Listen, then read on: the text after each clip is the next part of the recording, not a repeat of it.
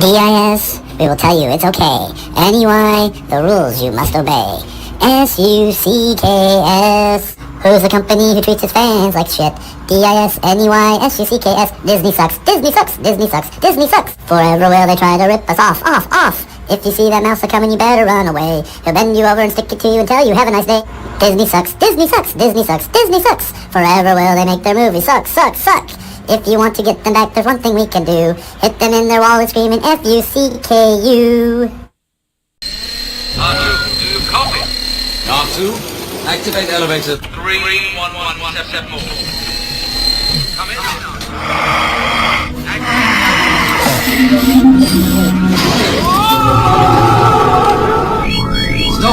Stop, R2, we need to be going up. Not down.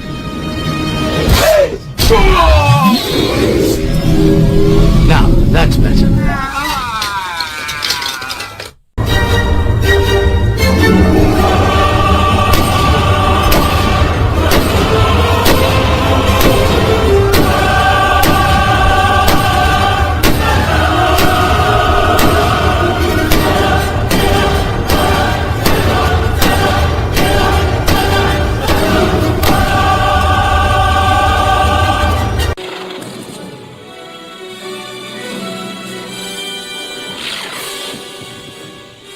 May the Force be with you.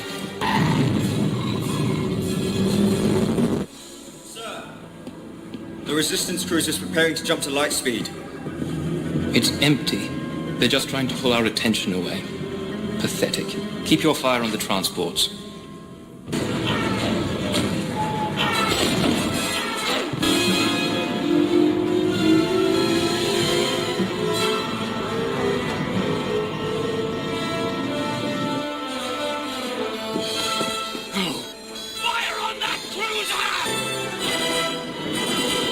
It's a trap!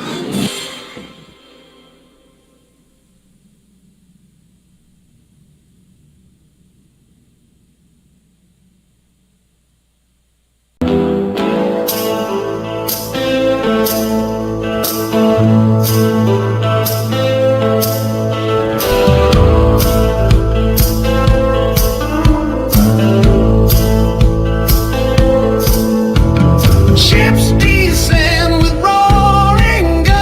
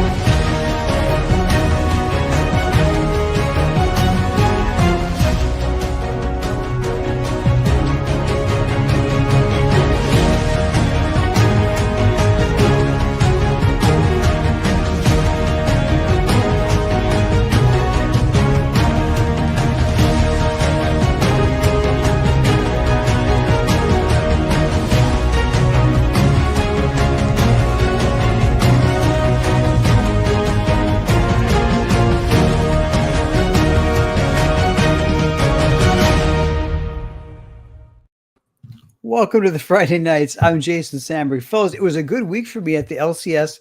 Latest issue of Titans Conan came out, which is fortuitous because we've got Andy and Dennis on tonight, and they're kind of do a similar type character. I'm continuing to enjoy this run, and they're continuing to channel and honor that John Buscema artwork that I love from the 70s. So highly recommend this book. Continue to pick it up. And also something a little bit different for me here. There's this title called Ice Cream Man from Image. I picked it up, never bought it, but they've done like a respectable 30 issues, right? So I'm like, there's something there, right? So they're doing this. The team that does Ice Cream Man is doing this Superman Elseworlds story. It's like a mini series. It's Superman encountering some as of yet undiscovered kryptonite, and they're basically trying to see what's going to happen to him. So haven't read it yet, but when I flip through it, it looks very promising. So I'll let you know what I think about it. But I like anything where I don't have to get bogged down in continuity. Okay. And Craig, the march continues. I am now on the second volume of the Spirit Archives. Will Eisner continues to not disappoint, and this is even like the early stuff. Again, I highly, highly recommend this for anybody who loves comic books. But when they've tried Golden Age stories, kind of with hard to read, just kind of like too dense, these things are breezy reads, 8-page stories. Will Eisner was a genius. Highly, highly, highly recommend. As always, I'm hard at work on Jupiter issue 2, and maybe later I'll show you a preview of the cover. We'll see. Craig, how was your week? So, you gonna wait till later to show that cover? Really? They don't need to see it now. Let's check in on everybody. In fact, I'm a little bit bashful. I mean, maybe I won't even show it. I mean, I don't know. We've got Andy and Dennis here. Look. Okay, 46 people are watching. I've been waiting for an update on Jupiter patiently for about 2 years now. Can you wait another 2 minutes? Wow. I don't know. Okay. Do you guys want to see? Do you want to see the cover that I've been working on for Jupiter issue 2? All right, Craig, whip it out. Okay, all right. Right. No pressure. Okay.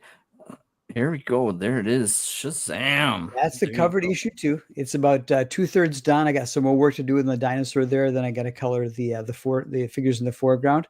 Don't know if that'll be the final slug at the top. May you live in a world worth saving. We'll see. We'll see where that ends up. But that is the cover to issue 2. And once I'm done with the cover, I'm going to get with Craig here, figure out when he's ready to launch his sign up. And then we're going to simultaneously start our IndieGoGo signups. Well, start getting signups. I got to be honest. I'm really worried about the tariff situation. I might actually pause until my country sorts its shit out because, dude, you can give me the money. I'll print it and ship it. Yeah, I'll be your critical blast. Because now they're going, and rightfully so. Pressure's justified. Don't get me wrong. But now with like the eBay and the it used to be anything under $800 was tax exempt. Nobody gave a shit. It was less than $800. But now they're starting to say every single thing that goes across the border. So. Wait a minute. Let me get this straight. Up until recently in San Francisco, you could shoplift $900 and nothing happens. Yes. Canada, $800 and they start getting you the stiff arm? Yeah, anything that's shipped internationally now, anything, doesn't matter. Price, regardless, is subject to potential. Well, if you get a lot, you're near the border, right? Just come out over. Walk over. I know. Bangor's not too far away. I know. Stand on your side. Somebody stands on our side and just throw it to you and call it a day. That's what drones are for. Yeah. You can put your print on a Soulcraft and Soultac in barrels and go over Niagara Falls. Yeah. I'll be on the New York side. I'll fetch them for you. So for myself, for my film video, for myself for reading, obviously these two beautiful books. Nice. Look at that! Guys. And then I went through some. I was looking for like my Man of War, my Exo. I pulled out my Earth 2. Oh, Earth 2. There you go. And I know you spent a lot of time at Valiant as well. But oh man, I didn't realize how much I enjoyed First Man, Andy. And I'm not just saying that. Like getting into Apollo. And Monarch, and I'm going to screw up her name. Numbriel? Is that Numbria? Numbra. Close enough. Okay, but yeah, no. Like I first got into the story, and it just sucked me in. And I love the special lettering that Monarch what's his name, Luke Henry there. Like they all got their own powerful lettering that goes with them that's unique to each character. It's just so well written. And then I got into a Donus project. Now I realize there's a third out for this too that I'm missing, isn't there? Like I got 1 and 2, but I think you're on 3. Is that right? No, I don't have a third one. From there I went to Core Draft, but part of the Lilineth campaign, there is a new First Man book. It doesn't tie into that stuff though. It's a standalone, just fun kind of throwback 90s thing. We'll talk about that when we get there. Perfect. And then I just had a quick update for everybody. I'm going to try to go through because I know everyone sees me, but I'm working on issue 5 of my book now. So I started this around 2020. I started working with put a creative team together. This is basically my first comic, and I'm on issue 5 right now. I'm just loving creating and working with a creative team, and just that spirit of collaboration and drawing from everyone else's inspiration and the freedom to contribute and do what they want, and not be a tyrant when it comes to storytelling and the storyboard and page layouts and stuff. But here's a double page spread that's probably going to be in the 6th issue. I'm working on 5. This is a print that I'm giving all of my backers if they do the mailing list. So everyone who does the mailing list to get this print for free, which I think is pretty cool. Here's new covers, basically with input from a lot of people. They said I need to work on my font and stuff. So I have a new cover from issue 1, cover issue 2, 3 and 4. The covers just with the new trade dress are the same. There's my new issue 5. That's what I'm working on right now. I'm on page 5. Cool. And then issue 6, I'm still trying to break that 10 grand. I'm so close right now. I'm like $800 away, but I'm closing the campaign in 15 days, so I probably won't hit it. But here's my unique thing with this campaign that I'm trying for. My 10K stretch goal, everyone gets issue 6 for free. They get 30. Wow. So, that's an interesting stretch goal. That is a very interesting stretch goal. Right. It's just crazy. It might work. It just might work. We'll see. Fingers crossed. So here's my updates back from my flatter. Here's page 1 and page 2. Again, I was always told with storytelling, you should be able to tell what's going on without any lettering even. And you can clearly tell that Buddy's walking into a courtroom. Looks very reminiscent of the Supreme Court, and what you call it there, Iran-Contra sort of. Anyway, so only 3 boring pages of the courtroom stuff because Kurt Hathaway told me. Yes, Greg, that looks like me. That page on the right, that's me at work. Is it? I feel seen. Raging. Right. So yeah, Kurt Hathaway told keep the action going. So only 3 pages of that, and bam, he's right into smashing the shit out of his office because you gotta keep the action going. So yeah, there's your Soul Tack update. Thank you for your patience with that, Andy and Dennis, and thank you so much for joining us. And welcome to the Friday nights. You know it. Thank you. Yeah, thanks for having us, and I'm glad to see you guys pick up your Wednesday comic books as well. I know. I got Conan. I have not read it yet. So. I haven't read it either. My quick flip on it goes up on Sunday, I think. But that's what I spent today doing. I do quick flips of all my books each week so that the audience can see some of the insides. I just don't give away any of the good stuff. Right. That works. Yeah, I go every Wednesday, and I try to find at least something. And then my LCS owner, he's very kind to me. I've got a short box behind the counter of back issues that I've pulled out of his bins. So I never walk away empty handed. So even if there's nothing new that's good, I'm just, hey, let me see my box. And I pull up some old miniseries I missed back in the day. So I'm a Wednesday warrior. Even though most corporate comics don't do anything for me, it's just good to see what's out there. And the hunt alone is part of the fun. I mean, that's how I am. I go every Wednesday, and then, I can back it up to, what was it before Wednesday? I think it was like Thursday, Friday. It was Friday when I first started way, way back. But I'm the same way. I feel I feel empty if I walk out with nothing, So I try to find something, every week.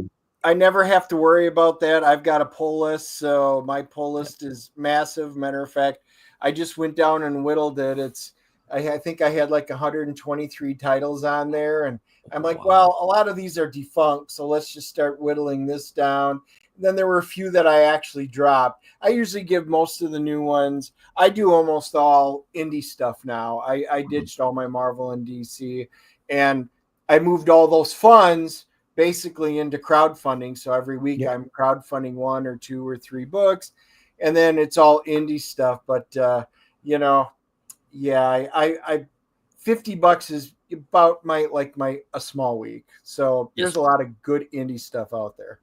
Yeah, I was the same. Like, I haven't had a pull box since 2018, but like back then it was like Spawn, it was The Walking Dead before that came to a conclusion, like Hellraiser series, some of the stuff Boom was doing. But yeah, it dwindled down over the years to like 3 or 4 titles, and I almost walked away completely from comics in 2018. I was like, there's just nothing for me here. Like, I can move on. And then I found indie comics, and that resparked my love for comics again. Yeah.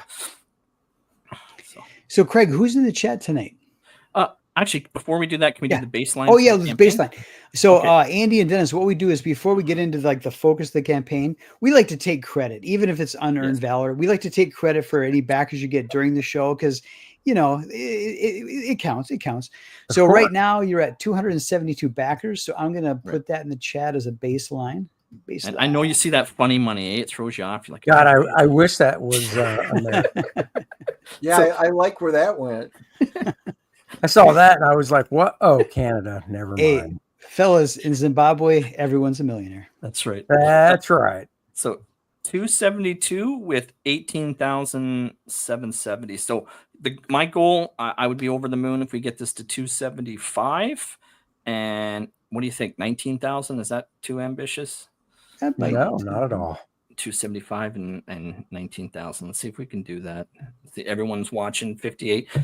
Again, having Andy and Dennis, I want to get more like pros. I would love to have more people coming and joining us on the show. So thank you so much for joining us. Yeah, dude. Yeah, and I also forgot to mention the link to Lilineth is pinned to the top of the chat. So anyone watching this anytime, just go right to the top of the chat. Anyone with wrenches, yes, please share links as well to the campaign. Perfect. 58 watching. And like you said, Jason, let's go to the chat. Yeah, let's see who's here tonight. Wow, you beat Vulcan. How did that happen? But Vulcan, of course, was second. Happy Friday to you as well. Vulcan's our honorary knight. We're on episode 107 now. So me and Jason have been doing this for 2 years straight, every Friday. Nice. Vulcan's been here pretty much every single episode, except like wedding anniversaries and stuff, which, yeah. I mean, he's not a diehard. I get it. Whatever. Oh, it's a wedding anniversary. And Vulcan, your wife's going to be there, all the time. We may not be, this is where you need to be. I look at those like birthdays. If it's the first one, of course, take a bow. 5th, fine. 10th, okay. 15th, fine. Those numbers in between, whatever. These work at a dining room table at some fancy restaurant. You can do both. That's right. Absolutely. American Demons joining us as well as another creator. Again, welcome. Come on.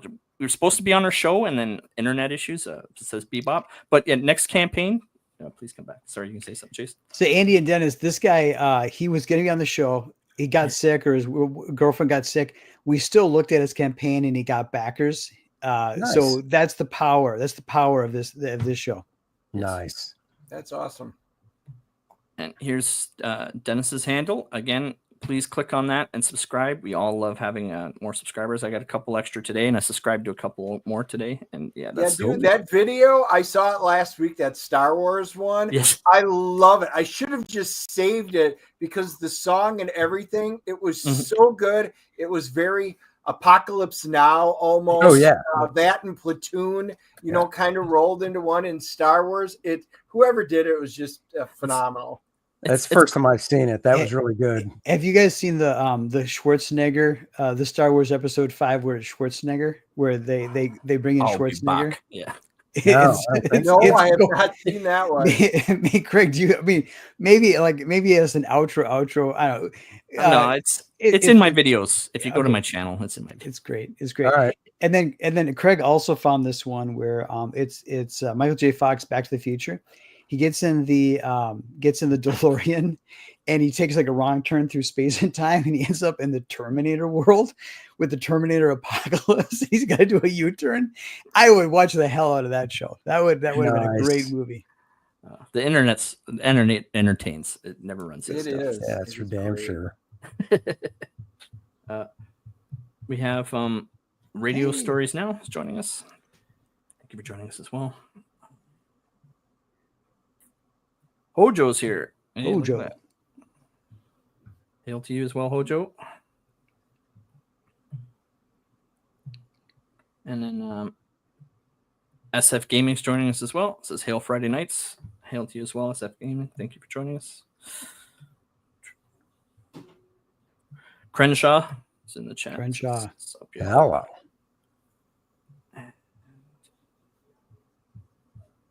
Oh, RJ Williams. RJ. Yes, says hail to you as well, RJ. And there you have it. 61 joining us for tonight. So, Craig, it has been as usual. Work has been absolutely crazy. I know that Trump went to Alaska to talk to Putin. That's the only thing that's from the news this week that I know. Yeah. Help me out. You should see too. He did the power pulling and everything. Dude, he had the flyover with bombers and jets. Then he starts walking in a B-2 with escorts. And Putin even kind of does a jump, and Trump's like, "It's okay, it's okay. Don't worry, I got you. It's okay. You're fine." That was awesome. Then he pulls him into the limousine too. Like, get it. It's great. So that's the only thing from the news I recall seeing this week. Tell me, what's the first of the three most important news stories that flew under the radar? Yep. So again, anyone who's joining us for the first time on Friday nights, we come to you every Friday, 90 minutes, 3 topics with 1 guest. And I'm just trying to. Here we go. Okay. So our first topic comes to us from the Tribune. Oh man, I think I'm gonna have to up my prescription. New York faces a $10 million lawsuit for the killing of P'Nut the Squirrel and the raccoon Fred during the state raid. So I mean, I don't know if you knew the backgrounds of this story, but essentially they opened up an animal sanctuary, and they had a pet squirrel and they had a raccoon, and they were making YouTube videos, and their neighbors didn't like them, so they basically said animal cruelty or something. State raided their place. They grabbed the 2 animals, and in the process of grabbing them, I think the squirrel bit. This is alleged, anyways. Bit one of the workers, and then that was justification to put them down so that they could test them for rabies. Because apparently, to test them for rabies, you have to kill them. I wasn't aware of that. But. So, Andy, let me get this straight. In New York City, you can have 1 million homeless people feking on the street. That's okay, but this guy can't rescue a squirrel. Help me understand this. It's ridiculous, man. It's we all remember when this story happened because it blew up huge. Because look at that little squirrel. He's cute as hell. Who wouldn't want to own a squirrel? I tell you right now, if I found a baby squirrel, I'd probably bring it in the house. And I think my wife would actually allow me because they're so freaking cute. I've had 2 in my wood stove. Bit through this dude's thick ass leather glove or some shit. Give me a break. That never happened. Dennis, do you think this story tipped the election? Oh my God. It was viral, and it got outpours from everybody. We did an entire segment on our show on it, talking about it. And I felt really bad because it really helped because it brought so much attention to the overreach of our government. But the one sad part in this entire story, besides his death, was the fact that it was all P'Nut. Poor Fred got almost no news. Got nothing anywhere. That raccoon got effed. My poor raccoon was jinxed out of everything. Dude, he did. That raccoon got screwed. I think it wasn't until a few days after I even heard about the raccoon. Because it's all about the squirrel. And yeah, the squirrel's cuter, but still, I didn't even know about the raccoon. But I hope they win. I hope they get this $10 million. I don't even care if it comes in and the jury's like, that's a little excessive. Let's go 3. Okay. So the recent development to the case is they pursued if there was any paperwork with their licensing, because they pursued licensing to keep basically wild animals and care for them. And they found that their licensing had been stamped with numbers written. So they had actually were about to give them the finished paperwork. So they're going to bring that into court. Oh, that just applies it even more. Yeah. Just a run-of-the-mill, everyday occurrence, bureaucratic snafu, everyday occurrence ends up with this poor squirrel who was injured and saved recuperated, becomes an internet influencer, and it all goes sideways because some piece of paper was on some bureaucrat's desk. Well, I think it's kind of stupid. Like, I get it. Look, if somebody's like, I'm going to own a Bengal tiger. Okay. Get some paperwork on that sucker. I totally agree. I'm down for that. I want to own a wolf. Fine. Get some paperwork. If you just freaking find a baby squirrel and a baby raccoon and want to bring them into your house, I don't give a crap if you have paperwork. That's just stupid. Yeah. In my opinion. It is crazy. The way you just described it, Andy, it's like, why is it okay to have like 1 million squirrels running around in the trees and the rooftops? Right. That's okay. Right. But you bring it into your house. Whoa, that crosses the line. Whoa, you brought the squirrel into your house? No, they stay outside. This could be a cartoon. It's basically, Rocky from Rocky and Bullwinkle. The cops come bursting in, and then you've got Ranger Rick there, and he's like, no, and cleaving him up. This reminds me, well, actually, the next story reminds me of something. I'll save that one. I've got something up for the next story. Well, Dennis, it's a common, there's the common kind of meme, like where guys think they could fight a grizzly bear, right? Or how many guys would it take to fight a grizzly bear? Do you think you could take a squirrel? Yeah, no, I couldn't. Yeah, that squirrel would be sitting on my shoulder right now going, give me a nut. That's exactly what he'd be doing. Exactly. It's just ridiculous that they burst in and look, the neighbors didn't like him, so we're going to do it. If I did that to every one of my neighbors, boy, there'd be a lot less pets in this world. Yeah. Speaking of that, I think that might be the next topic. Yes. So, Craig, what's being out there in Canada where they don't have this kind of heavy-handed bureaucratic government overreach? No, not at all. Not at all. What's your? We live in a land here where rights are privileges, and you can walk in the woods, right? And you can walk in the woods. You want. The government has the illusion of doing something by taking away those privileges. Look, we're doing something. Dennis and Andy, if you have a squirrel in your house, you're going to get arrested in America, in New York. But in Canada, where this poor guy is from, if he tries to take a walk in the woods, he'll get arrested. That's right. If he talks to a squirrel wrong, if he says the wrong thing to a squirrel, he'll get arrested. That's right. Kidding? Yeah. And then he goes over and then he takes his fine so he can then fight it in court. That's right. All right, Craig, I think we're ready for topic number 2. Okay. Yeah. So topic 2 is the zombie the Independent. The zombie. Yes, zombie rabbits with black horns and mouth tentacles are invading Colorado backyards. So this isn't actually a new phenomenon. The very first one was spotted like 1933. But in any case, yeah, these rabbits are covered with these crazy, dangly, basically black sort of tentacle things that are hanging off them. And it's basically a virus infection. And so far to date, it hasn't jumped species, but scientists are urging, let's not tempt fate. Let's not try to make that happen. No, these need to be put down. And I love rabbits. Rabbits are cute, but these two little freaks, What do you mean?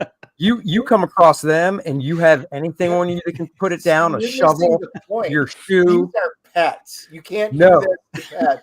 Those are Dr. Fauci's pets that he was experimenting on. Yeah. Right. They're from Chernobyl. I mean, look at those things. Dennis, do you think this? So this is apparently, according to Craig, a naturally occurring virus, which has this effect on the rabbits. Dennis, do you think this might be the real foundation for the chupacabra myth? Chupacabra, that and man bear pig. Those are all good. This gave me an inspiration when I saw this. So I've seen these before with different pictures, but imagine do a reimagining of Watership Down. This could be a whole new thing right here. It's not a T virus, it's the R virus, and it's Watership Down. When Fiverr sees the blood, in the field coming racing towards him. Yeah, it's not other bunnies. It's these guys. It's a horde of these bunnies coming at you.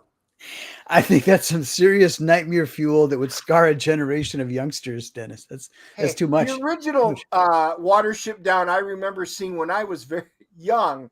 That scarred me because that was rated G, and there was more blood, the killing of little rabbits that are suffocating under the ground. I'm like, whoa, this is rated G, but hey, we'll leave that for another topic.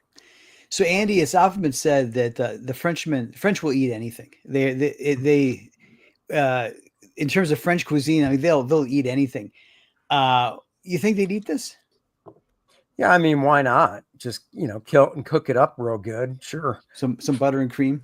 Yeah, just throw it on the grill, throw it on the Barbie, cook it up real good. I mean, look, the body looks fine. Just knock the head off and you're good to go. I want to know how that rabbit eats. That thing's coming out of its mouth. So what actually ends up happening is that, it'll mess up their mouths and stuff to the point where they can't see, and it'll block them so they can't swallow food, and they eventually die of starvation as well. Right. So my point is, if you see one in the wild and you cap it, you're just doing it a favor. Yeah. Why make it suffer? If you guys have seen Mickey 17, we all know you can puree anything. That you cut off, the rest of the rabbit's fine, and you just turn that into a nice puree right in there that you could put right over the zombie rabbit. You're fine. We'll call that the Wednesday special. Yeah. Crenshaw's theory is that it probably tastes like mushrooms. Could be. American Demon says that is super tragic. You are right. It is so tragic that this Zombunny news story. It is so tragic and heartfelt that we did a investigative report here on the show for this week. So, Craig, you want to cue up the investigative report? Our team, we've got a crack team of researchers, Dennis and Andy, who put together investigative reports every week. We told them to get right on this Zombunny Zamboni. Okay, I think there was a misunderstanding. Okay, Craig, we're going to have to talk to the staff. I told them Zombunnies. It's a do a Zamboni story. All right, well, let's roll with it, fellas. Okay, right. Craig, next slide. Yeah. So the most famous Zamboni story that I can recall is the guy who was arrested for a DUI on a Zamboni. Dennis, did you ever hear this story? No, I have not, but I am very intrigued. Yeah. Andy, how bad must you have been driving to get arrested? They don't go that fast. So, right. I mean, we've all seen, damn it, not blanking on the Michael Myers movie. Austin Powers. Austin Powers. That's it. Thank you, Dennis. We've all seen Austin Powers. It's not like those things are going that fast. How could you even tell he was? Good Lord. Yeah, that's just hilarious. It's like he's drunk. The way they found out he was drunk is because they just kept waiting for the Zamboni to come out. It never did. Like they're looking at their watch and it's like, where is the guy? And they go back and he's passed out over the steering wheel, the damn thing. And it's just not moving. It's just running, but not moving. That is sad. The story is 10 years old. Sure. So we do want to reach out and find this guy, Craig. So let's try to connect with this guy and see if we can get him on the show. It's been 10 years. He's had time to reflect, or maybe he's got some other crazier stories to share with us. We'll check that out. So we did reach out to some people who are frequent guests on the show. First one is Feather. She's a youngster. We asked her about her opinion about Zambonis, and her response was Zambonis give off fascist chemicals. I don't know what the chemicals are, but they're cancer.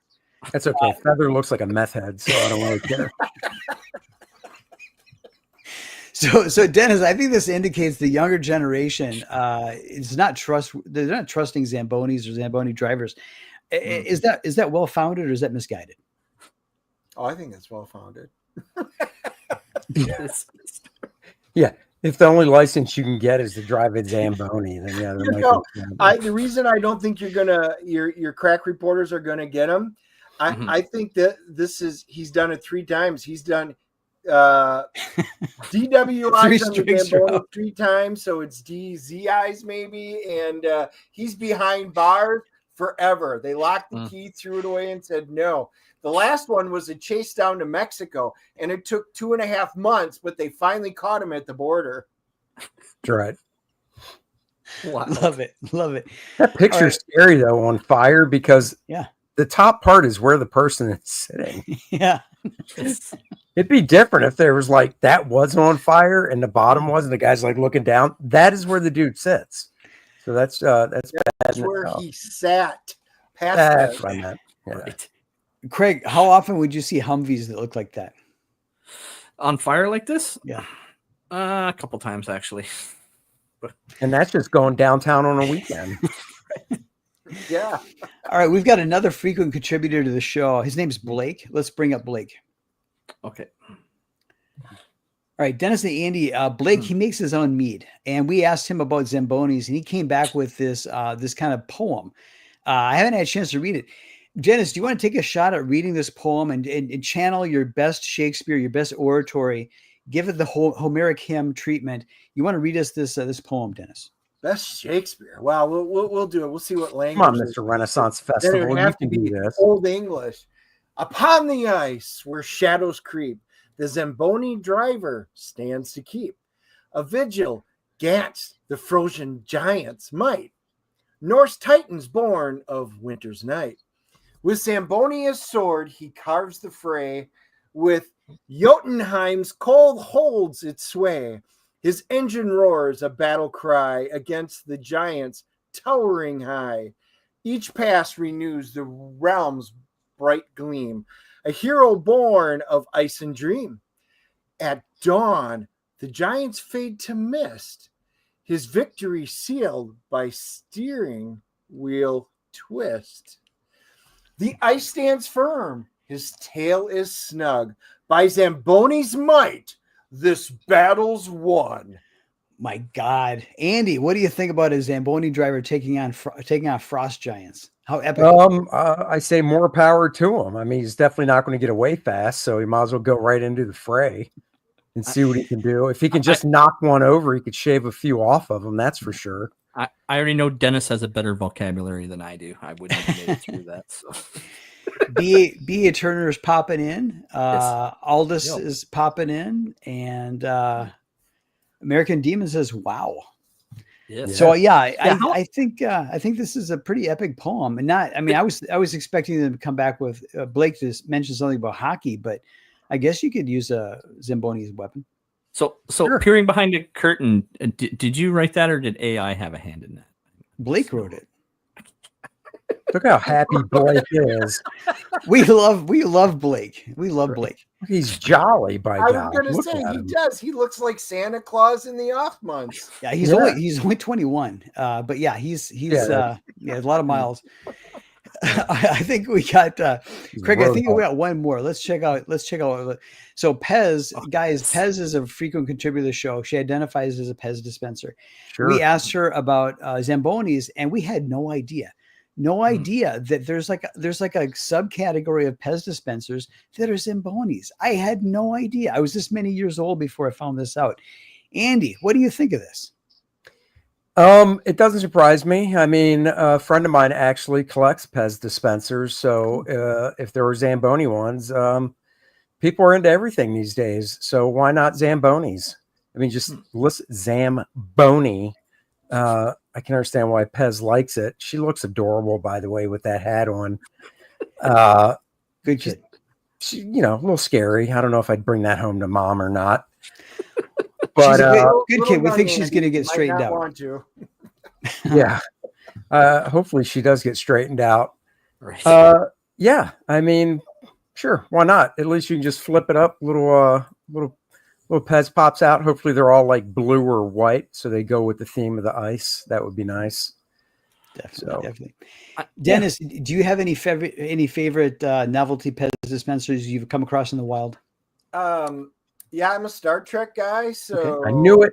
I had my kids always got me Star Trek Pez dispensers, whole sets. I probably even got one floating in the attic.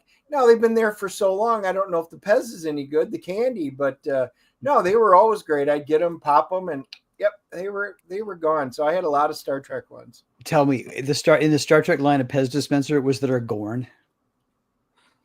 No, not that I remember on any of the sets. That would be cool if there was. You pop open that lizard throat and have a good piece of candy. Yeah, green and nasty looking. Craig, do they allow Pez up in Canada, or are they considered a choking hazard? Yes, I got a few Star Wars ones, but my contribution to the whole thing is I see a missed opportunity to be throwing dildos out on the ice somewhere. Yeah, there you go. Well, there's not a Somebody missed needs to make a opportunity. Pez You need to dispenser buy that looks some like a extra. dildo. Right. It's coming. You've now wished that into existence. It's going to happen. All right, Craig, what is topic number 3 tonight? Okay, so we're up to 76 watching. Thank you so much, everyone, for joining us. Thank you, Andy. Thank you, Dennis. Of course. For our silly antics on Fridays. Our third and final topic for this evening, all animal themed, comes to you from NPR. A zoo in Denmark has asked patrons to donate their pets, not as attractions, but as food for their animals. So their theory in Denmark is these animals need to know what it's like to be predatory and eat and sink their teeth into flesh. So rather than letting, I'm trying to think of a good dog or a cat name, rather than letting them, get old into pasture and, watching them have accidents, he was taken to the zoo and feed Lassie to the tigers. Andy, how long before a neighborhood dispute in Denmark escalates to the point where somebody's chihuahua is stolen in the dead of night? That is just, oh my God. That is just ruthless. I mean, look, I've had neighbors with barking dogs, and I've had dogs, cats. I love animals. I can never imagine doing that.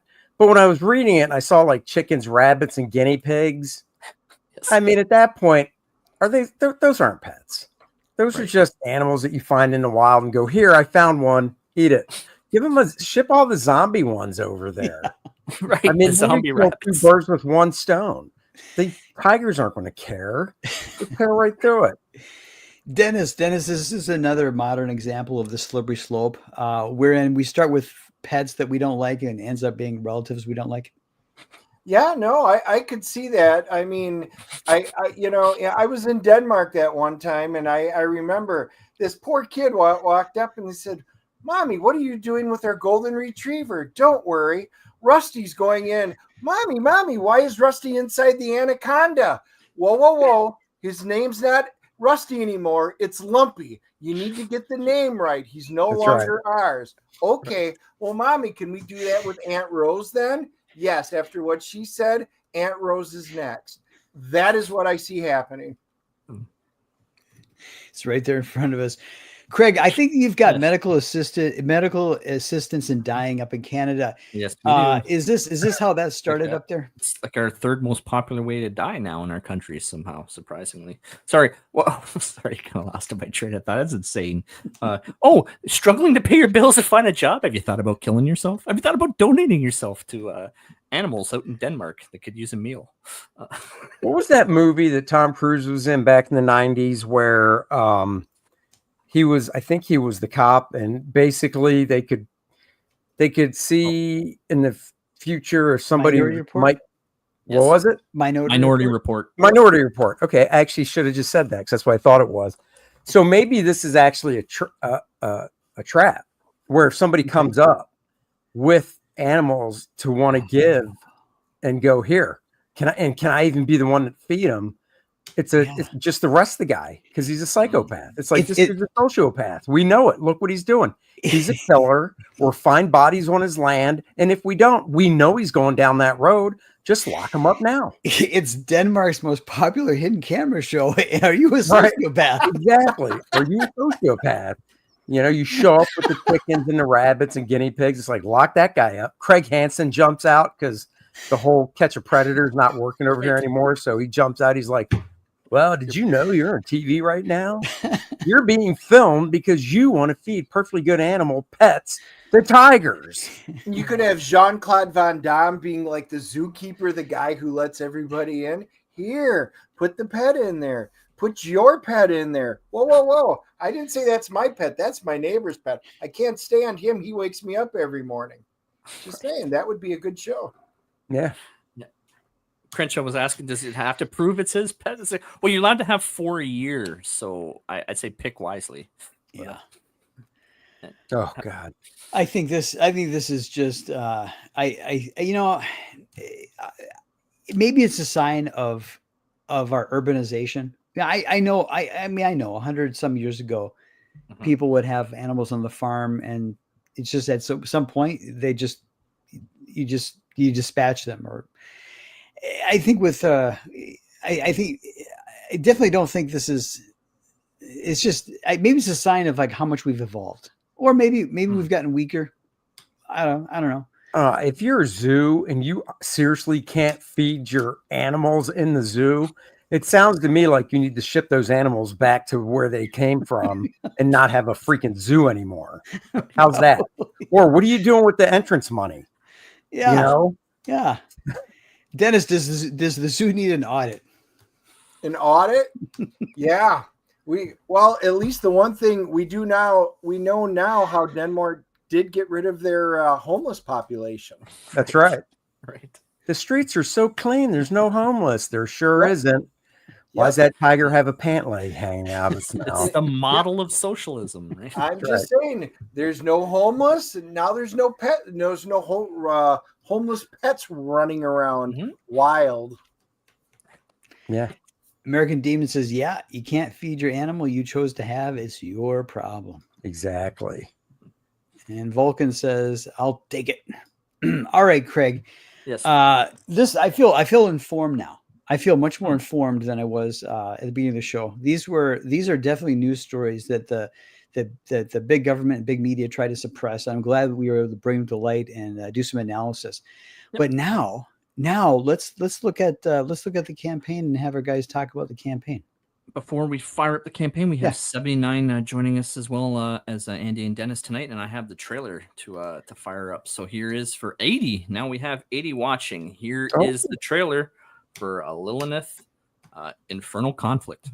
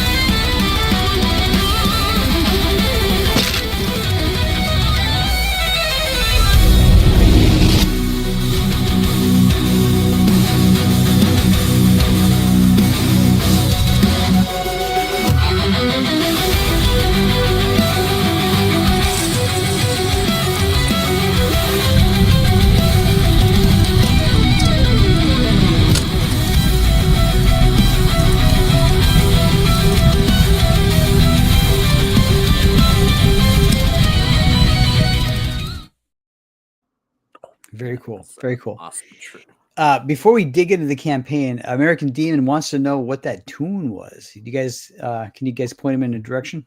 Dennis, it's copyright free. I know that. That is royalty free. I'm a Yngwie Malmsteen fan, so any of my heavy metal, classical scale electric guitars, we had a couple of them picked out. And but I'm like, for this campaign, it's just a different feel than Chordrath. So I really wanted something Yngwie Malmsteen. We found it. I brought him over. Andy and I sat there and listened to him, and it was just, that's it. Yeah, it's funny when we have to make a decision on stuff, like with the music. He did. He brought over 4 tracks. He's like, listen to these 4. So I listened to them. And right out of the gate, I was like, all right, these 2 have got to go. And it came down to 2. And I was like, okay, I got one. I'm thinking, do you have one that's striking your chord more? And he's like, yep. And I was like, okay, which one is it? And let's just say it was number 1, because I don't remember exactly. He's like, number 1. And I was like, same here. And the reason I'm telling the story is there are other times when I might have an idea and we're talking about maybe pricing something or whatever. And I'll go, I don't like to ask the question like, oh, I'm thinking about we should charge this, because then that puts, the number into the person's head. So I usually will go, what are you thinking? I have a number in my head. And then, Dennis will answer. And I swear to God, 9 times out of 10, it's exactly on point with the number I had in my head. And it's just like, that's it. We were just meant to be. That is a fantastic story. And It for is, those right? fellows watching, what Andy did is exactly what you should do when you want to go out to dinner with your wife. Tell her you're thinking of something and ask her what she's thinking of, and then go bingo, honey. This is life advice from people who have lived life well. That's it. Dennis and I both have been, well, he's been married over 30 years, and I hit 30 years this next month or October. So Right. It's true, though. That is a good way to do it. I literally will come home and I'll be like, I think we're going to our Mexican restaurant tonight. My wife goes, I was thinking the same thing. I'm like, let's go. Yep. And that's how it is, too, honestly, with mine. There are many times on a Saturday or Sunday, I'll just have a certain idea of something to do or want for dinner. And it's like, she'll be like, what are you thinking for dinner? And I'm like, I don't know. What are you thinking? And she'll say it. And God's honest truth, that's what I was thinking. So. Before we dig deeper into the campaign, SF Gaming is shouting out, is the first man that is an add-on for the new book. It is new. It's 100% new. It's kind of like the description said, explosive 90s action. What I want to do was, and I was working on it over the past, 6-7 months. I want to do a first man story set in the 90s. And what I mean by that is with the tone and attitude of the comics in the 90s, and even the look and feel of some of my favorite image artists or artists. I'll just leave it at that. And it's big. It's a big, basically fun fight scene with First Man, Penumbra, Monarch, some other people that have, or some other bad guys that have pouches and things. The dialogue is pretty funny, and the book is going to be 28 pages. It's an 8-page story. The 8 pages after that are the pencils, and the 8 pages after that are the scans of the inks. So it's a fun 8-page fight sequence story. It has a nice, what I think, fun ending. I don't want to give anything away. And then, like I said, it goes to the pencils, so you can see what the pencils look like, and then the inks after that. So you get to see basically every stage. So that's awesome. Very cool. So clearly this takes place in the world of Kordrath, right? Yes, it does. Well, it takes place. Yes, Lilineth is from Kordrath. She was introduced in Kordrath, The Reckoning, the first book. And then in this book, she goes back to her home, which is the Abyss. And she basically checks back in with her queen. And then we find out the backstory of how Lilineth came to be the badass that she is, and why she was the one that the queen chose to send up to the Shattered Reach to deal with the events in Kordrath, the Reckoning, the Awakening, and then, the story moves forward after that. But we got a lot of nice response about Lilineth, so we thought, why don't we do a one-shot with her to kind of expand on her backstory? Yeah, our initial plan, we were just going to move on with the third installment of Kordrath directly, but we literally had so many people, talking to us on our show. We do a lot of conventions, they're coming up and they're like, these are awesome, but you've got a character in there that is so different and unique. We know she's not from around here. Where is she from? From the Abyss. We really want to know it. So we're like, you know what? Let's do an adjacent story that ties in, but you're going to get the background, and then we'll continue right into the next Kordrath.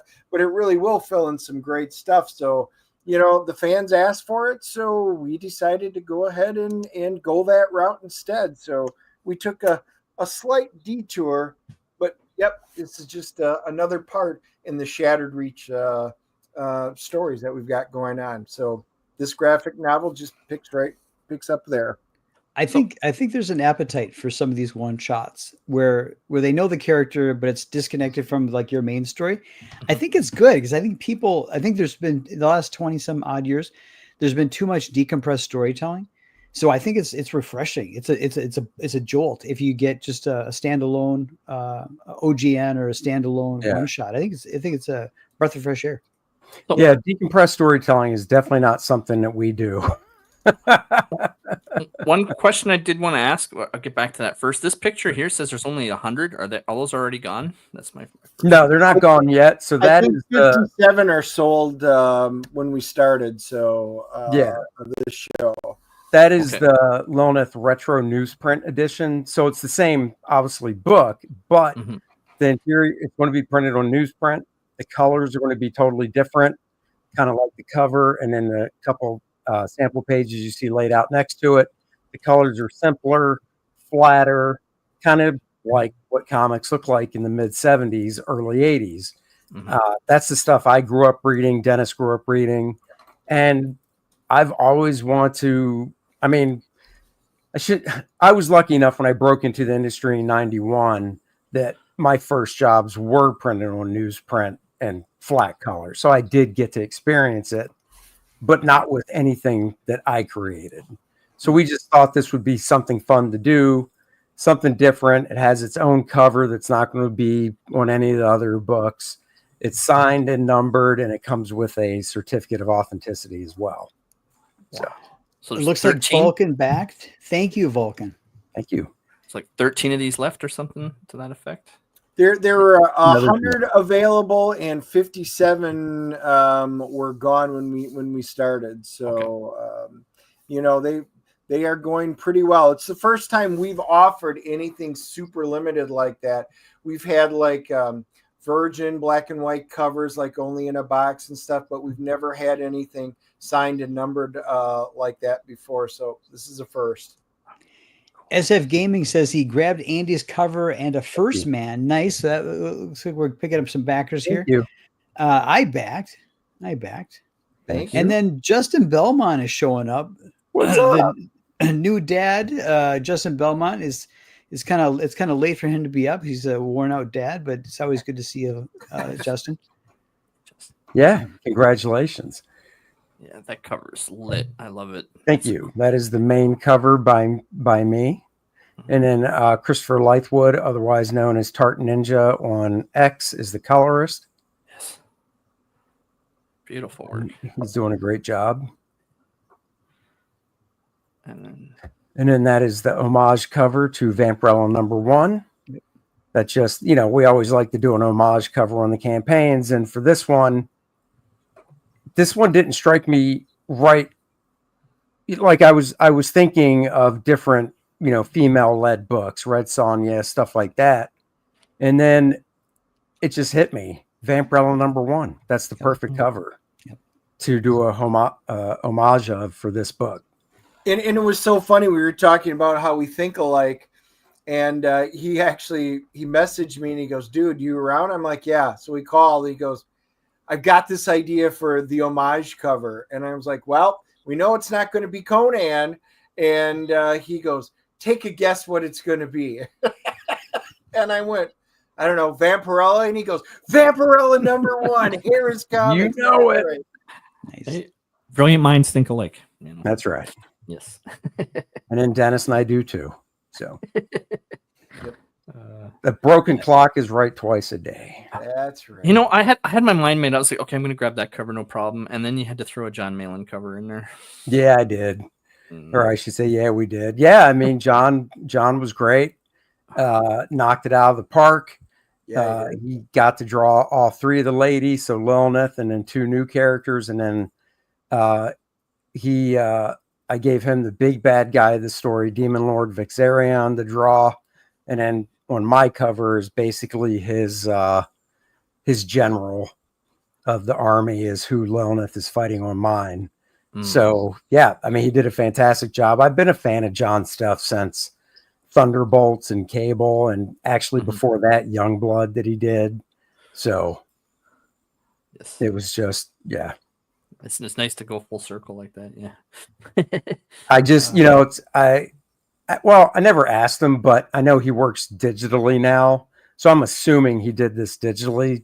I should actually ask him if it is on paper, because if it is, then my next question would be, oh, really? Well, would you want to part with it? But I'm pretty sure it's just digital, since that's how he does stuff.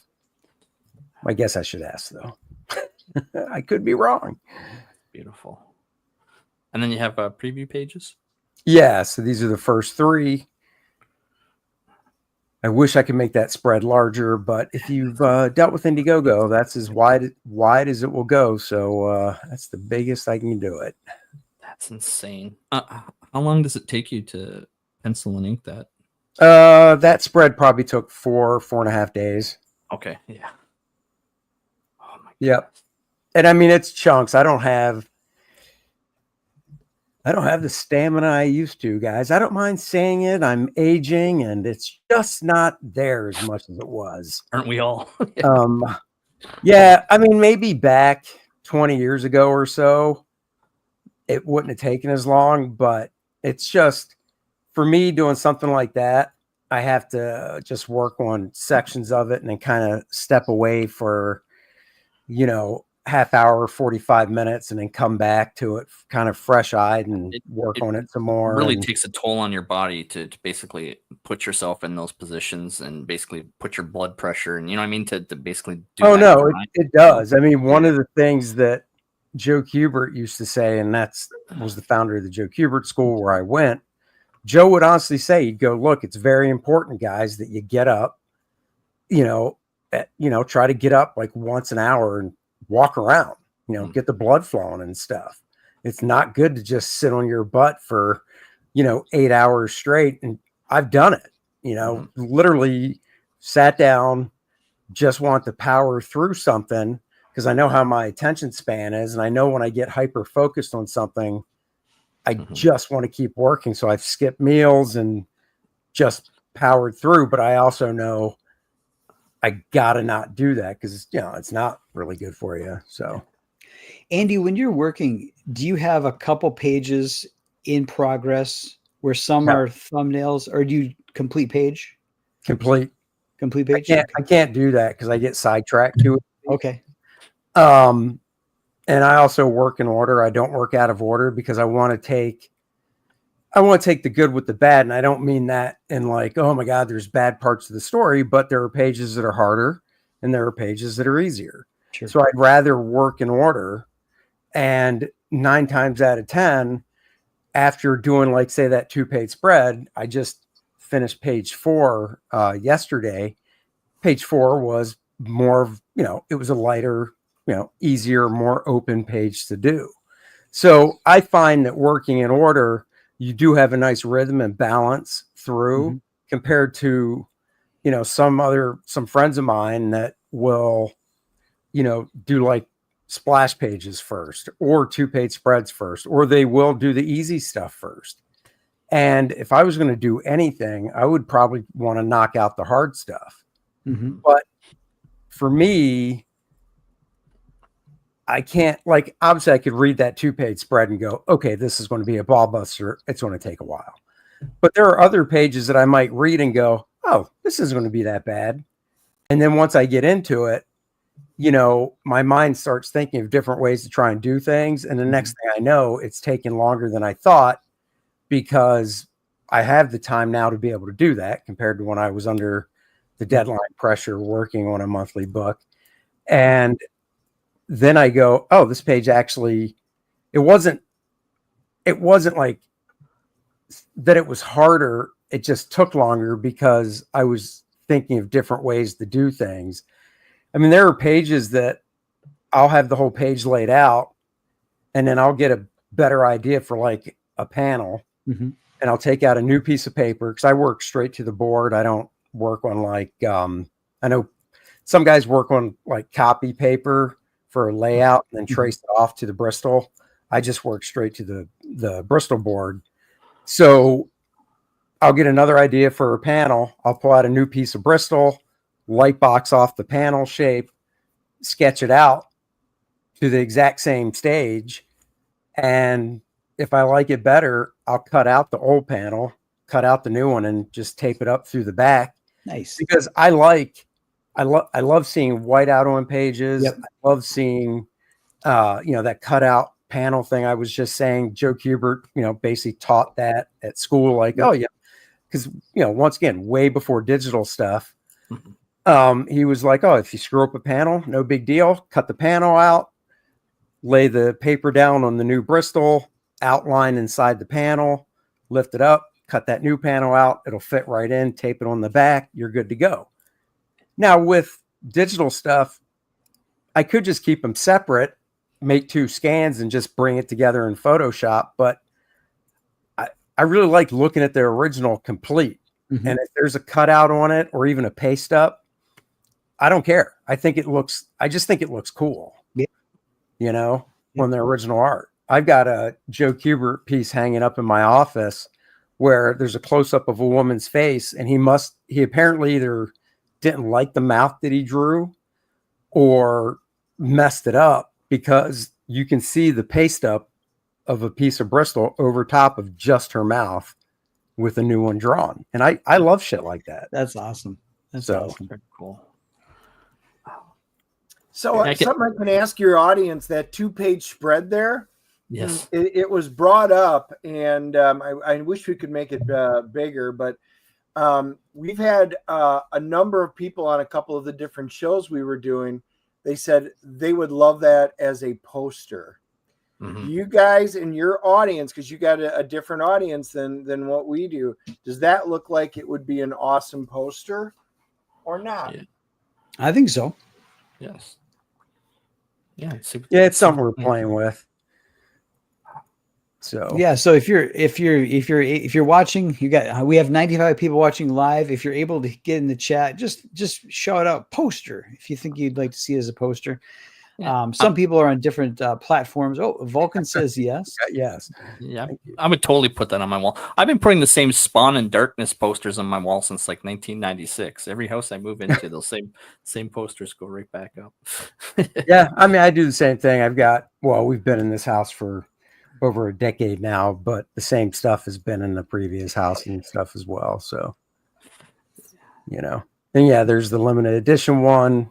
Yep. So, and that'll be fun because I can't remember if I mentioned that'll be stapled as well. So the other one, the regular version will be square bound like most graphic novels, but this one we're going to staple as well. So it, you know, once again, we want to have that retro feel. So I can't wait to get to checkout. It's going to be fun. And then we're doing a calendar. So, and that'll ship in December. So if you back the calendar, you will get it in time for the new year. Core draft calendar. So, and we're making 50, but we're only putting 40 up. So we can hold 10 back for us and, you know, friends, family, whoever. And for those of you that are fans of the Shattered Reach, it not only has our holidays like Christmas and Thanksgiving, it has some of the important festivals and stuff and the birthdays of all of your favorite characters from the Shattered Reach on there. So that's cool. Awesome. Yes, add-ons. Yes, and we're bringing back the minifigures. So we've got the 2-inch Lilineth, or what is that, 24 millimeter, Dennis? Am I saying it right? For role playing. Back from a baseball game, found Andy, you're up late. I know, Randy. I'm hanging in there. I appreciate it. He knows. Randy never sleeps.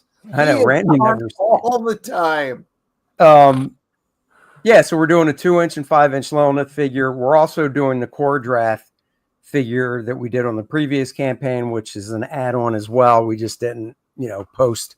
We just want to post the new add-ons on the screen. Are these 3D printed? Yeah. Yes. Okay, cool. Yep. Yeah, we did the core draft one. We had the 2-inch and the 5-inch, and we got a test. A prototype, he did a 9-inch for us, core draft one, and that turned out amazing. Cool. Yeah. Those are cool. Yeah. Now that's awesome. So the title will make sense when you read it. I'll just leave it at that. It's awesome. Yeah, that's getting thrown in for sure. that was really fun to do. So I love playing in different styles. Like when I started working in comics, I I want to draw comics over being like an animation because of all the different styles out there. Mm-hmm. And you're not just pinned down to like, oh, if you're doing animation and it's like, The Simpsons, you've got to draw obviously The Simpsons in that style, continuity. Right. Yes. And in comics, you don't have that. But I love so many different styles in comics, and I can mimic styles pretty well if I want to. So for this book, it's called Explosive 90s Action for a reason. So it's my favorite time in comics. Randy's got a request. He wants a Lilineth and Penumbra poster. Maybe that'll be coming at some point. Penumbra would tower over Lilineth because Lilineth's only like 5'4", I think. 5'4". Yeah, and Penumbra's like 6 feet tall. Yeah, she's a tall one. She's god level. So, all right. So I'm gonna jump over to your rewards. Yeah. So we've got Lilineth's big, beautiful box. A lot of stuff comes in Lilineth's big, beautiful box. And there's 2 exclusives in her box, which is the John Malin variant cover in black and white. And no logo dress or anything, just his artwork. So you can take it all in because his line work is really nice. And we're also putting in a bookmark as well, featuring one of the new characters, Ysurcia. And so those are exclusive to the box only. Other than that, the box has the 3 covers, a black and white edition of the book as well. We did a black and white edition of Kordrat the Awakening. So to continue it, we're doing a black and white edition of the Lilineth book too. And then, of course, the First Man book is in here, as well as the 2-inch minifigure in the collectible box, which will be bubble wrapped, placed inside another box so it does not get messed up. Thank you. All right. American Demon says, just got me that black and white. Nice. Thank you. And it's discounted really nicely. So here's the calendar. Yeah. And then we go through all the different covers, and all the covers are also add-ons. So if you did see one cover and you're like, oh, I really want that one too, not a problem. It's there. I was curious to see. Look at John Malin there. They have 52 backs. Popular cover. Yeah. Black and white. Yes. Beautiful. Randy Howell says, Lilineth's box is waiting for you. I had a few beers during the game. That's fine, Randy, as long as you didn't drive a Zamboni. That's right. Then we have a 3-book. That's digital. Well, okay, so this is the catch-up tier. Okay. You always start a campaign. You always think you've crossed all your T's, dotted all your I's, and then the campaign's going, and you realize, oh, we should probably do this. So for the international people, because trust us, we know how much shipping goes for once it leaves here. If you haven't read either of the previous 2 Kordrat books, you can get those in Lilineth as a digital bundle, 3 different PDFs at a discounted cost too. No shipping, delivered right to your inbox. Nice. Yeah, we've got a lot of people in that love to back from Australia. And Australia is the worst to ship to, the most expensive. And, we feel and we appreciate them backing, but we know quite a few that just couldn't. And this is a nice way to help out for the internationals that really want to do it. And we decided, so we added that one in, literally today. I look forward to a world where we bring back free market, free capitalist, free trade. Let's just open it up. Yes. Please. It is crazy. I sent one book, sent it over to London to a friend over there. I think it cost me $30, right? Mm-hmm. I got a book from them. They sent one over here to me, and $7. What the hell? Why is it costing us 30 over going that way, but then shooting it over this way, $7? I couldn't believe it. I got one for you. So British Columbia and California, it's both West Coast, right? Yep. For me to send a book to California, it's $15. For me to send a book to British Columbia in Canada, double that. Are you serious? Wow. You're in Canada. But we got environmental taxes and green taxes. and Oh fuel my taxes. God. Yeah. But their forests are all on fire. That's right. Yeah, that's Yeah. true. You're just Oh, sending a book. you're going to get the fire tax soon. Yeah, dude, Dennis, stop! Don't give him any more ideas. Sorry. Please don't. We got 99 people watching live. We got like another 10 or 15 minutes. Nice. Look at this campaign here. So this is also one we just added, which is the role-playing game tier. So for the previous 2 campaigns, Dennis has wrote 2 game modules, one for each campaign. They're totally new stories. The game modules are based on the old first edition D&D modules and the look of them. And we also did playable character cards, which are 7-inch by 10-inch. Has art of the character on the front, on the back. It has all the character stats, so you can play the characters in our game, or you can just convert it over for D&D or whatever. And so this tier comes with both game modules, 5 character cards, the map of the Shattered Reach, the 2-inch Lilineth figure, and the 2-inch Kordrath figure. Oh, wow. Yeah, and we just added that for the same reason. Yep. When we were sitting down talking, we're like, well, I don't have a game that's going to be going out for this one. And we thought, well, so let's not worry about it. We've had so many people going, oh, I wanted to pick up the game module this time around. We want that. We want the game stuff. We didn't realize you were doing the gaming stuff. So we're like, well, all right.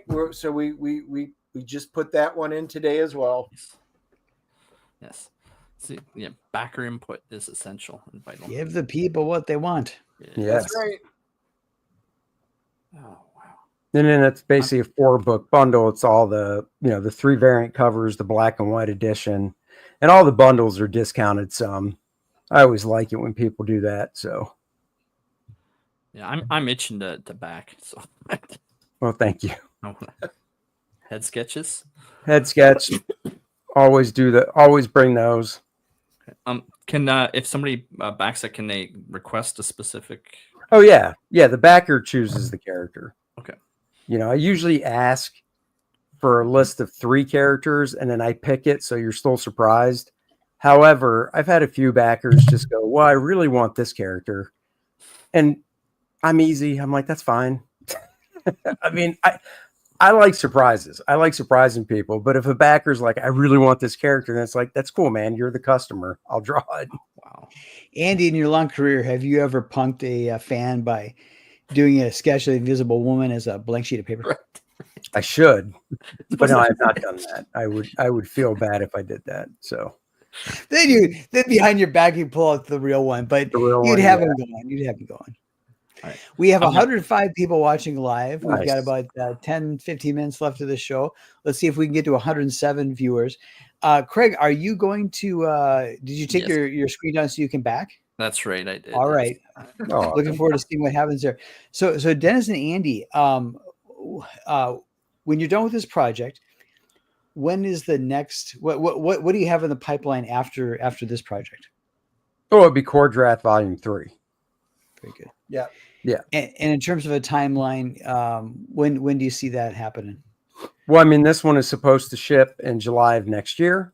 Okay. So that would ship in July. Thank you. That would ship in July. And then the next campaign would probably, so this one just launched a couple weeks ago. So most likely that one would launch probably around the same time this one did. So a year from now, because got to get obviously fulfillment done and stuff, and do the prep work of getting the covers done, few interior pages, stuff like that. So we do all the fulfillment and stuff ourselves, so it takes a hot minute. Yep, I make Dennis come over here, strip down to just a ball gag and a diaper, and make it fulfill. All this, he's got to drop out. He's going to head over to the gutter, get ready with JP to do the gutter. I always recommend people go on over to the gutter after we wrap up this show. I don't know what him and JP are talking about. House is the gutter, so that's weird. Randy Howell subbed to your channel, Craig. So this evening was not for naught. Oh, There thank you you so go. much. Well, I've got Randy's a a couple great guy. subs. I got 3 Good. new subscribers since announcing that Andy and Dennis are coming on. So thank you so Nice. much. Nice. Yes. So we're at 105 viewers. Oh, go ahead. I was going to say, what was our baseline again? It was 2. Let me scroll. I think it was 282. Let me scroll up here. 272. 272. 272. Yeah, 272. Let me just double check my 272. This is what makes Friday nights worth coming on. Andy. Yeah. Our drum roll. Here we go. The great reveal. Bam. Look at that. Oh, Nice. Oh, wow. That's awesome. Thank you. Nice. Backers. We have a fantastic audience. We've got a great little community we're building here. That is fantastic. 6 backers. $12 short. $12. Yeah, $12 short.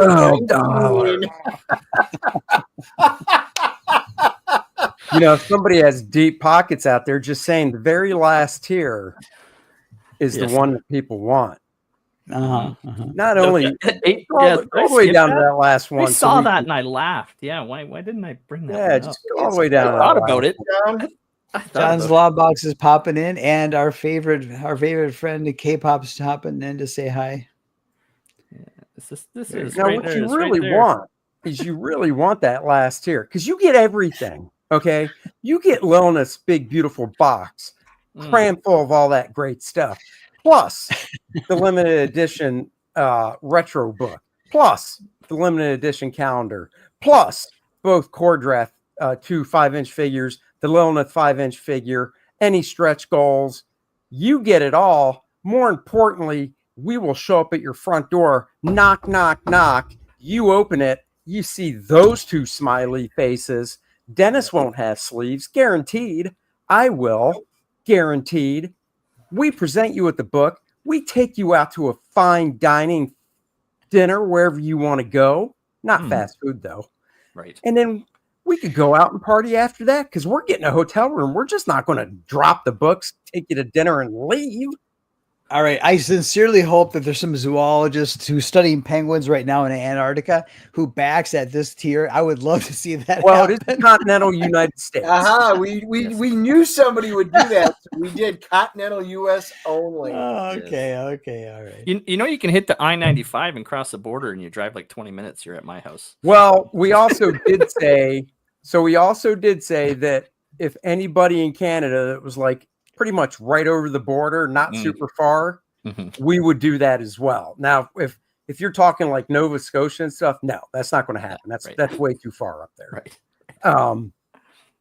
Dennis didn't want to do Hawaii for some reason. All I said was if we're going to do Canada, I just need my Timbits when I cross over because you know. It's been a couple of years since I've had my Timbits. Yeah. And, you know, he didn't want to do Hawaii because, as Dennis said, I've been to Hawaii. Well, I haven't. And I don't care. I'll take a plane ticket to Hawaii to drop off books. And I actually would be fine with Alaska because, unlike Dennis, I haven't been there either. I don't take 5,000 vacations a year. Nice. Dennis. I'm sorry. I thought we were in a maternity ward. Oh, got it.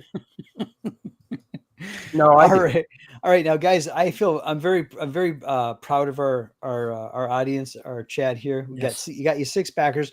Craig usually has about 100 people watch the replay usually, so there's a chance you might get some backers this weekend. But yeah, this was a good night, a good show. No, thank you guys for coming on. No, thank you for having us. This was fun. Yeah. Yep, loved it. I love the topics. It's a great format, and I hope your show continues to get bigger. Thank you. Yeah. Hey, hit the refresh again because Randy's showing 19,059 with the 278. So sometimes the backer number goes up, but the amount hasn't caught up yet or something.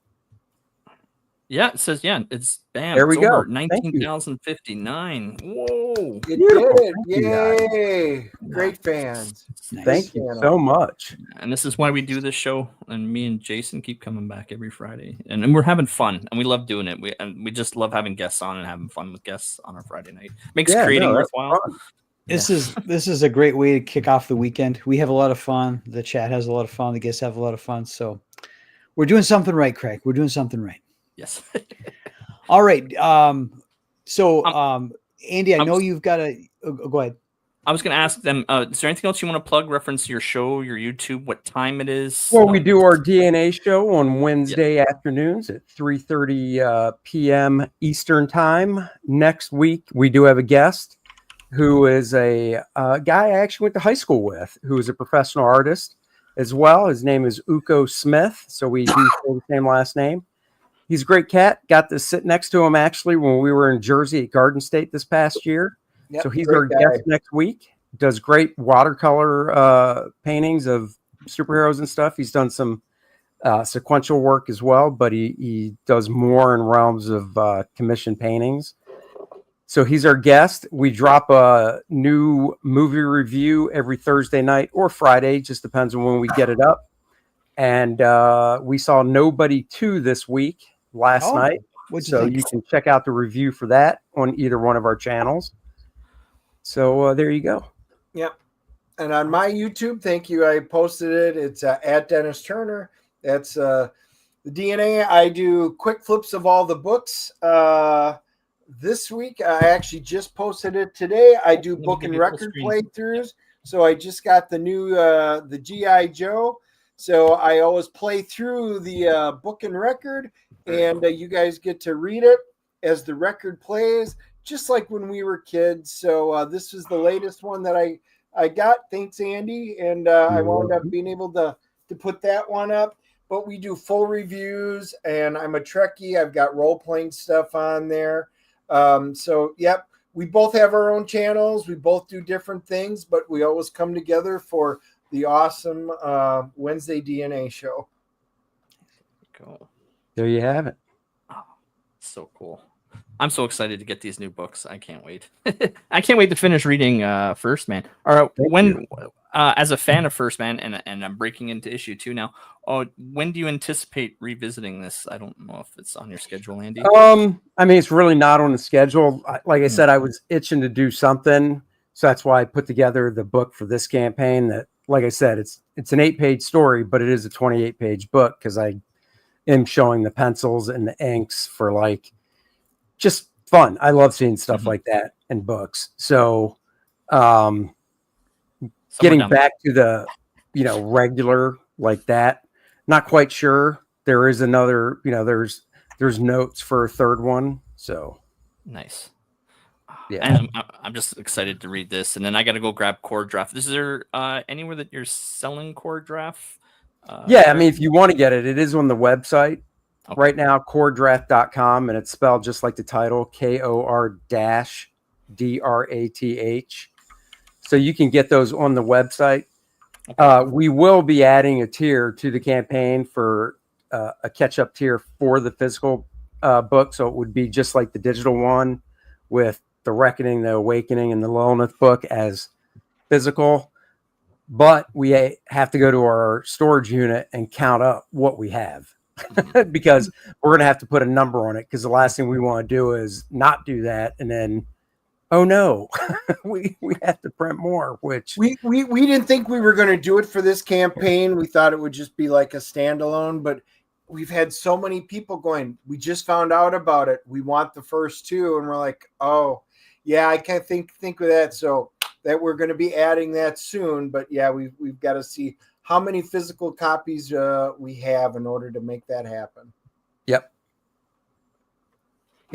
So we'll be adding that next week.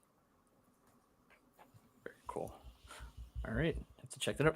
Do you have any closing points you want to say, Jason, before we wrap this up? And we just everybody have a fantastic weekend. And Craig, as always, great being your co-host on this show. Had a lot of fun, and I have no idea what you've got in store for us on the outro. Andy, I know if you've got to dip out, that's cool. You got some stuff you got to take care of.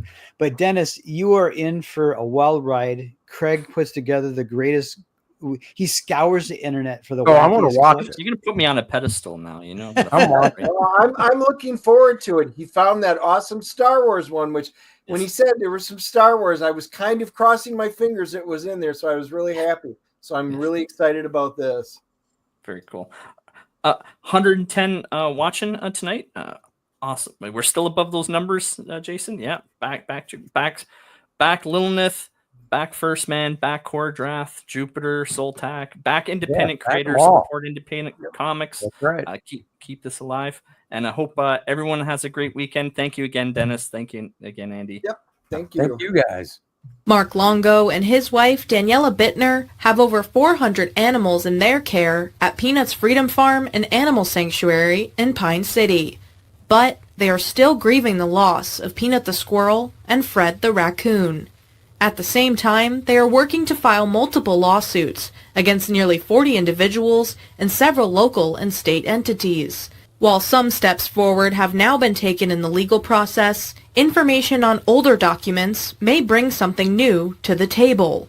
Copies of him and Bittner's wildlife rehabilitator applications, dated for August of 2024, stamped and assigned a written license number by the state.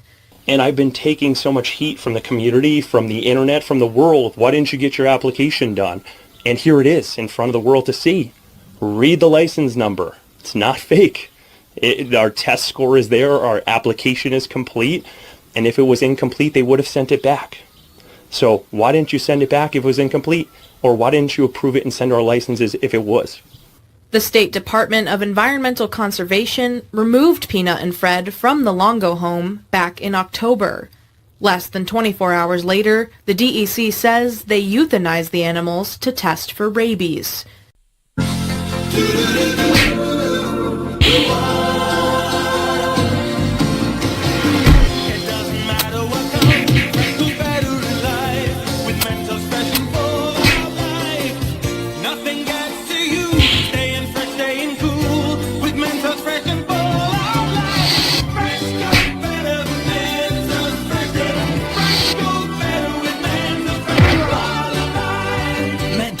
The Fresh Maker.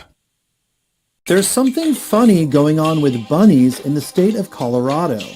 Residents of Fort Collins spoke to Denver's 9 News about the shocking sight in which black tentacles appear to be growing out of the heads of cottontail rabbits. Despite the quill-like appearance, a porcupine attack is not to blame. It's actually a rare virus. Here's what you need to know. While these Frankenstein rabbits look like something out of HBO's The Last of Us, this very real rabbit disease is caused by the Shope papillomavirus. In most cases, the infection is harmless, like benign cancer cells or warts that just keep growing. Worst case scenario, the keratin horns can grow on sensitive areas, such as the eyes or the mouth, blocking the animal's ability to eat, and even leading to death by starvation.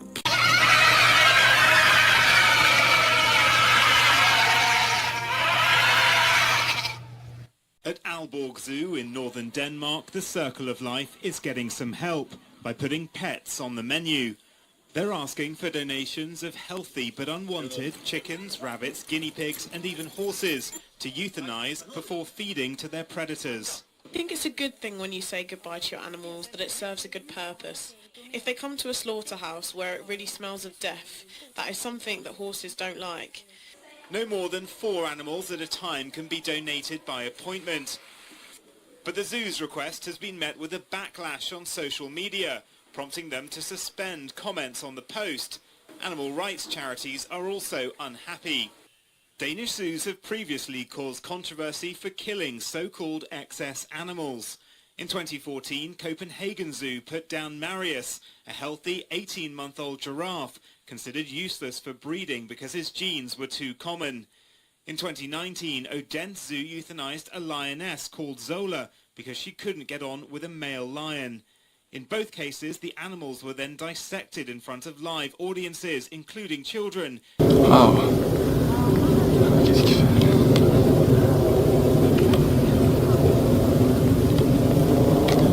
Oh shit! Oh!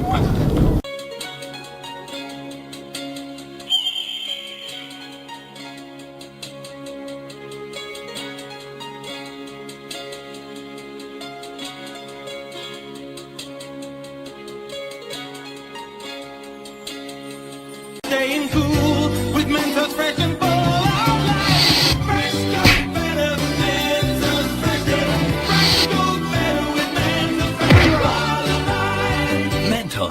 fresh maker.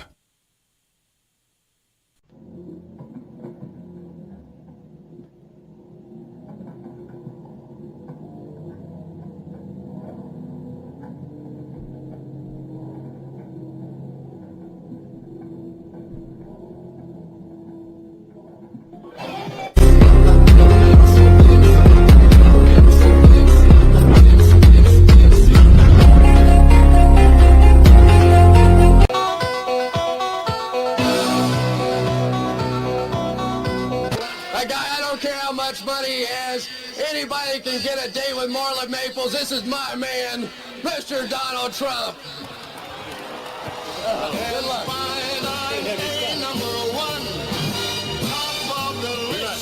you nervous? Nervous as hell. Only for airline tickets. You own your own airline, don't you? Do you still own your own airline? Oh, they haven't taken that away from you yet, huh? No, good.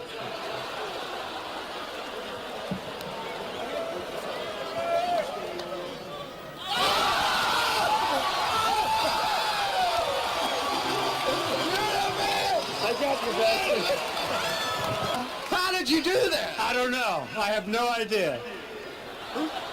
Who says there's not luck in football? One time, everybody, Donald Trump!